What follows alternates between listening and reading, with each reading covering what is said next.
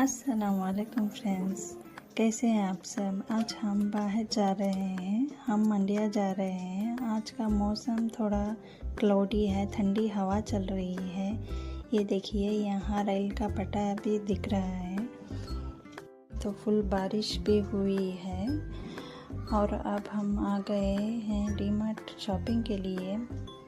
यहाँ देख सकते हो फुल बारिश हुई। ये देखिए फ्रेंड्स कितनी ज़ोर से बारिश हुई है। तो हम अक्सर आते रहते हैं बाज़ार और डी-मार्ट के लिए आते रहते हैं। तो हम अंदर जा रहे हैं, हम अंदर आ गए हैं और देखिए कितना बड़ा डी-मार्ट है। हम तो अभी तो थोड़ा सस्ते में ही है, तो हमने सारा सामान ले लिए और बिलिंग करने के लिए जा रहे हैं। तो बिलिंग हो रही है। तो अच्छा फ्रेंड्स, अल्लाह हाफिज़।